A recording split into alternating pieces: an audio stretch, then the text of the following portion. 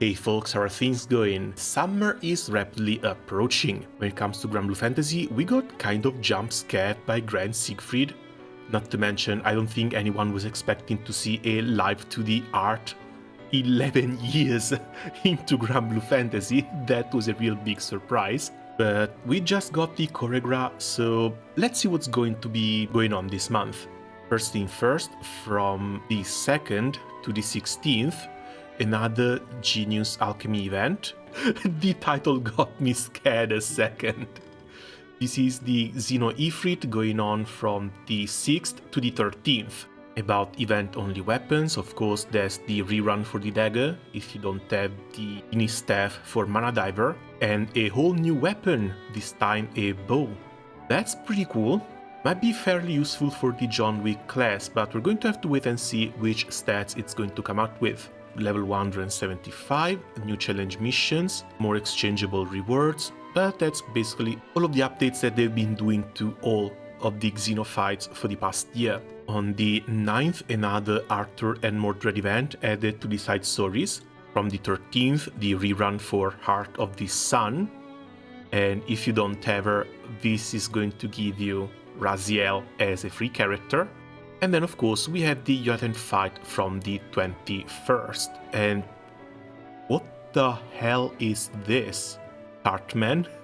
I forgot this was in Shadowverse as well. Added a new difficulty, Swarm to single battle, will be a 30 waves extreme.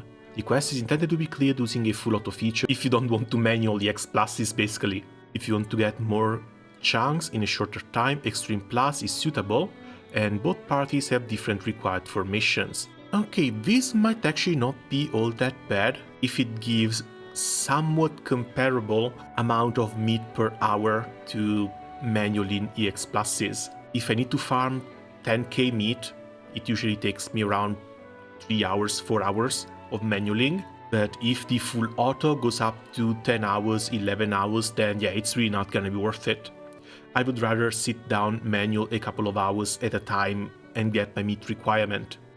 Oh god. They know they're dealing with spaghetti code. They know every time they touch anything about the Guild War, things break. And honestly, it's kind of weird that they're putting their hands forward so that, hey, we're adding a new game mode, but it might break. If it breaks, we're going to pause the Guild War once again. But we'll see what happens. Honestly, I'm kind of curious to see how this is going to go. Because it's not going to be 30 fights one in a row, it's not something that you can just one shot, it's likely going to be a 30 waves single fight.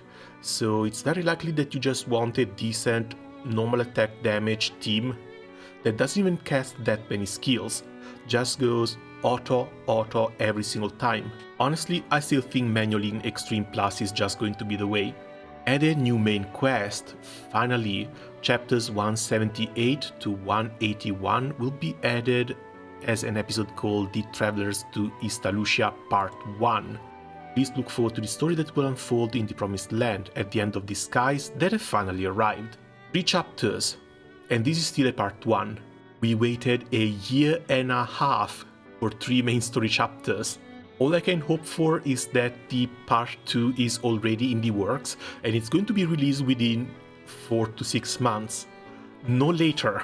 Because if they really want to make us wait another year for an extra 3 chapters, yeah, that's not going to fly well. What do we have next? Drop Up Campaign, Magna High Level, Magna 2 Fights, and Enneads, Magna Fest, finally, with daily free draws. New Uncap on the 12th, going to Fire Zalamelina. She's a bit of a peculiar buffer, because her field buffs based on how much time it spends active, and you actually get the best buff or the highest multiplier if you wait for an entire minute. I get the feeling they might change that though, because having to wait for buffs hasn't really been a thing since like 2018 or something. Other updates adjusted the predicted damage narrowing summon stone display. Okay, so basically what this changes is here. Estimated damage, you click on the support summon, and rather than having to go filter things yourself, this automatically picks whatever element your main weapon is. That's nice, that's fairly convenient. Oh, that's great! You can filter out weapons based on which skills they bring. Pro Skip for the 6 dragons, new skin to the login exchange for Soris, and I think we're done with Grand Blue Fantasy. Big stuff going on this month. We've got Poem Tempest until the 6th, coinciding with the Alchemy event as well, Xeno Ifrit from the 13th, and then of course we have the File Guild War from the 21st to the 28th, which will end when a new story event begins. Thankfully, this should be the last Guild War before summer, so July and August should be free of it, and the next one should be in September. When it comes to the Unite and Fight, I have finished farming my Fire Magna, and I also got a couple of extra weapons to try things out. I need to run some damage tests, but I'll do that during the Guild War preparation in a second video. Other than this, one thing I still need to do is farm for Elanan.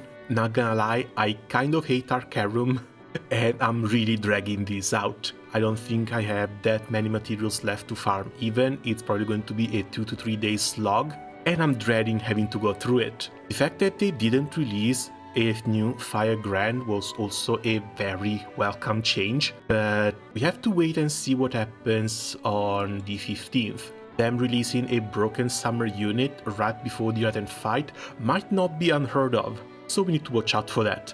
Alright then, looks like all I've got to do when it comes to Grand Blue Fantasy this month is just farming for Alanan and preparing for the Unite and Fight. Not sure if I want to see what the Xenobo is going to do. I don't really want to wait a full week before starting to work on Fire a little bit, but I still want Alanan 5-star before I do that. And before I go lock myself into Arcarum, let's just go through the usual shops and get ourselves potions.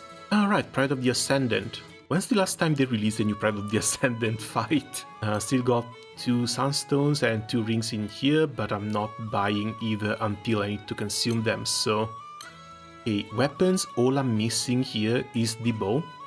It was kind of weird to see the bow become a thing thanks to the John Wick class, the last Guild War.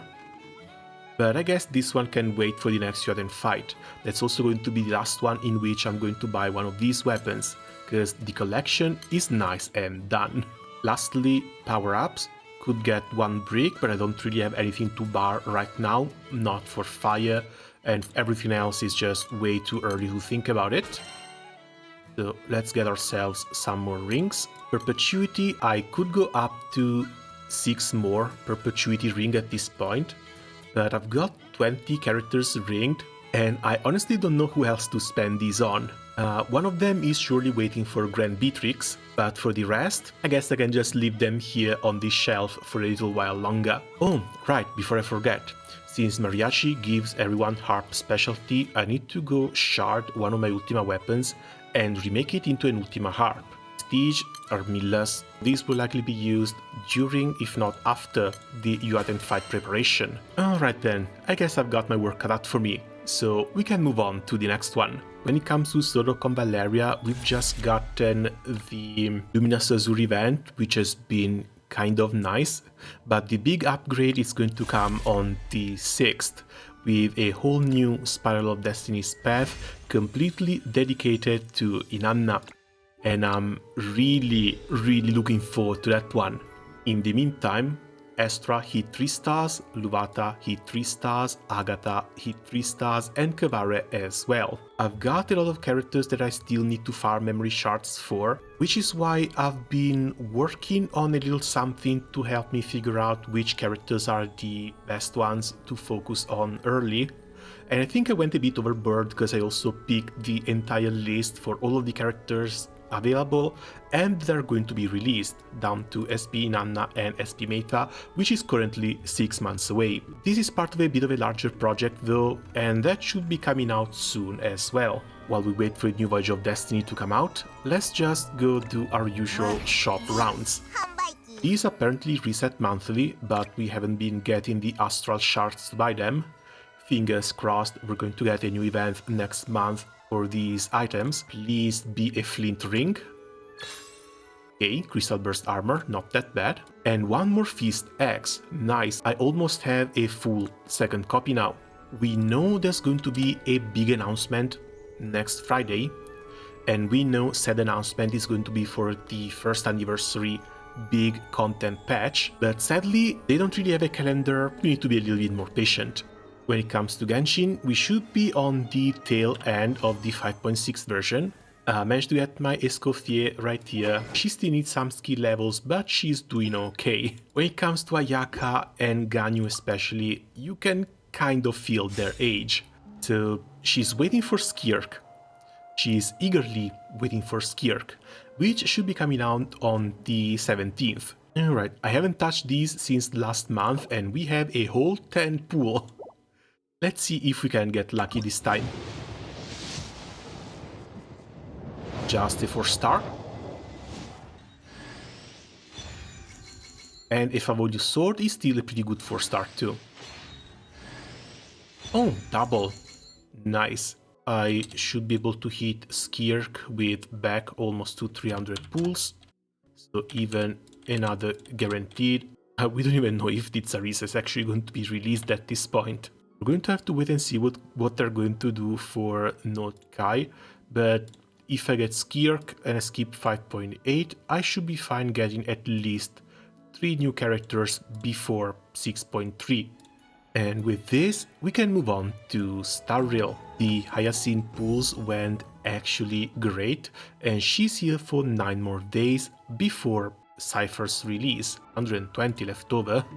That's a little bit above my expectations, but yeah, 160 for Cypher, that's going to be more than enough. Saber, we're going to have to wait and see. 160, I might put those down, mostly because she's a collab unit. Archer, thankfully, he's going to be free, and the only other guaranteed pick is just going to be Cyrene, but that's in November, and that's way too early to worry about that. Because, of course, once Ampharos is done, I do not want to walk into 4.0 without any pools. But for now, Ember's Exchange, that's 5 and 5. Let's pool. Again, no 5-star.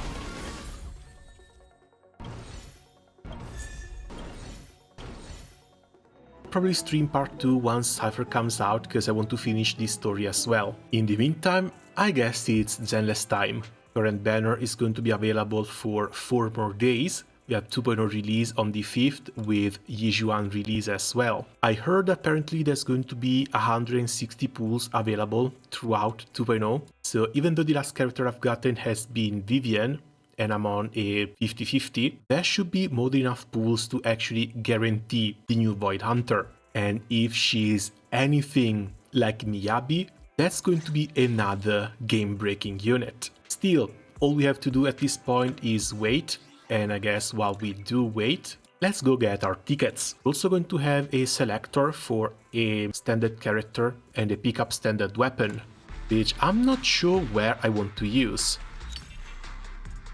Pulchra and still no Pulchra weapon. I think it might be time to finally level her up. All for the extra penetration from the Mindscape 1. I guess while we wait for the Zenless anniversary, we can just move on to the next one. And so we land on Ark Knights. The next big event is about to start on June 5th, and this is the Thorns Altar 1, Exodus from the Pale Sea. Rose Salt, mini Golden Glow, except a healer. There's our Thorns Altar, a Specialist Alchemist. That's a new one. Reminds me a lot of the... God, what am I going to pull now? The Alchemist from Ragnarok Online. That one too was a potion master that has skills where they threw potions to the enemies in order to have them have different effects. But still, I don't really have any plans to go pull for Thorns Altar. Again, I'm waiting for Blaze Altar and I'm waiting for the little vampire to come out. Recommendation store refreshed, so we can come here and grab our tickets and run them. 30,000 total. 2 10-part tickets and 8 smaller ones. Fingers crossed, I should be fine for Blaze Altar as well. And so we land on Exilium.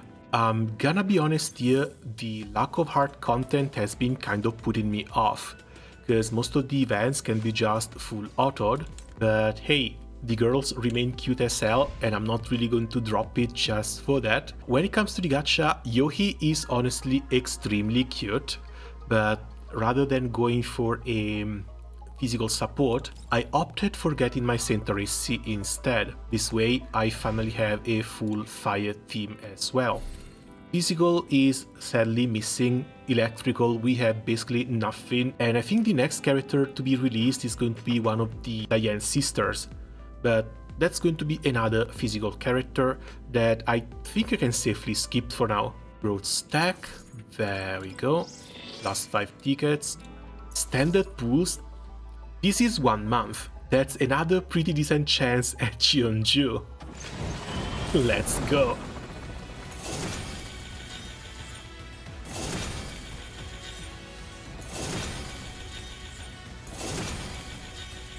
And this has to be it. Again, the sooner I can get Jeonju up to V6, the better. But if I were to get a Tololo, I still wouldn't complain. Oh, nice! I guess I called her.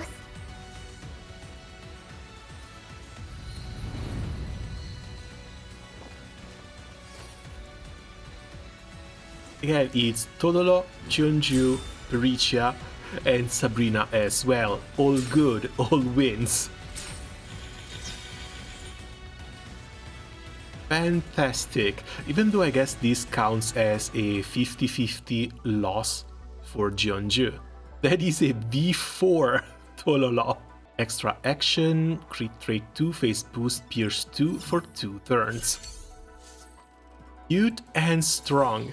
All she's waiting for at this point is for Springfield to come out. And lastly, since people asked last time whether I had quit Wuthering Waves or not, there's one little problem I've been having with this game, and that's mostly related to the gacha.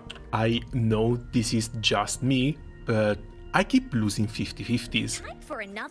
Encore, 2 stars. And what's even worse, Lingyan, 2 stars. The game has not been out that long for me to lose 4 50-50s to units that I wanted. I guess the main reason why I'm going to keep playing Wuthering Waves is just to have the game as a lightning rod for bad luck. Because at this point, even my teams are basically a huge mess. See this? This hurts. This hurts deep into my soul. And I'm about to make yet another mistake. Because Chacona looks cute, but we have Carteria coming out next patch. Pulling for Carteria without Chacona, where only support is going to be the Aero Resonator.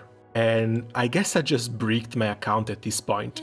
I have to wait for a Zenny rerun so I can do a proper team with Zenny and Febe, but Carlotta and Jinshi both need Zehi. I can't really go on trying to use Changli or Yinlin as their supports. Alright then. Another month, another roundup done. I guess all that's left to do now is get back to grinding. As always, thanks a lot for watching, good luck with your pools this month, and see you guys around soon. Ciao!